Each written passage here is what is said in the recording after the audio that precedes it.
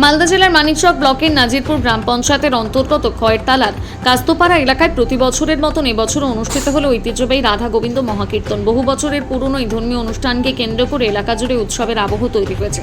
শনিবার বিকেলে এক বিশাল কলস যাত্রার আয়োজন করা হয়। প্রায় 300 মহিলা ভক্ত শোভাযাত্রায় অংশগ্রহণ করে।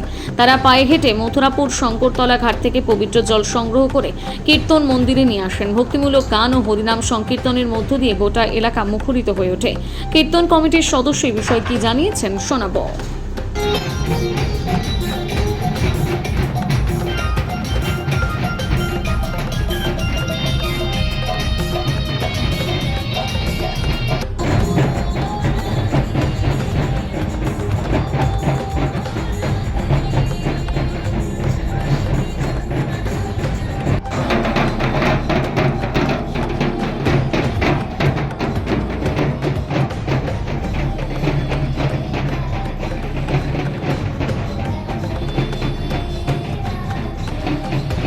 আজকে আমাদের প্রতি বছরের ন্যায় আজকে আমাদের কলস যাত্রা ছিল। আমাদের বিগত 5 বছর ধরে কলস যাত্রা হচ্ছে। 300 মহিলা আমাদের জমায়েত হয় সমাজের।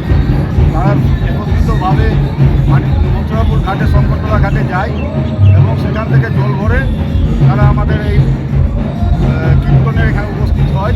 এই জল দিয়ে কলস ভর্তি করে আগামী রাত্রেবেলা আমাদের অধিবাস আরম্ভ হবে। কত দিনের এই কীর্তন? আমাদের তো দীর্ঘদিনের ছিল, কিন্তু মাঝখানে আমাদের কিছুটা ব্যতিক্রমী হয়েছিল যে বন্ধ হয়ে গেছিলো। তারপর বিগত 5 বছর ধরে আমরা কন্টিনিউয়াস করে রয়েছি। মূল আকর্ষণ কি রয়েছে এই কীর্তনের? মূল আকর্ষণ আমাদের বাইরে থেকে কীর্তনিয়া আসে। কলকাতা, বীরভূম, নদিয়া, উত্তর 24 পরগনা থেকেও আমাদের, দক্ষিণ 24 পরগনার বিভিন্ন জায়গা থেকে আমাদের কীর্তনিয়ারা সমবেত হয় এবং কীর্তন পরিবেশন করে। কত মহিলারা অংশগ্রহণ করেছে এখানে? আজকে তো দেখতে পেলেন মোটামুটি 300-350 মহিলা ছিলেন এবং আমাদের গ্রামের সমাজসেবী যারা আছেন সমাজের সকলেই শেষে নাকি? হ্যাঁ, মঙ্গলবার দিন আমাদের নরনারায়ণ সেবা এবং রাস হবে, রাসলীলা সম্পন্ন হবে এবং 1000-10 লোক খাওয়ার মতো ব্যবস্থা।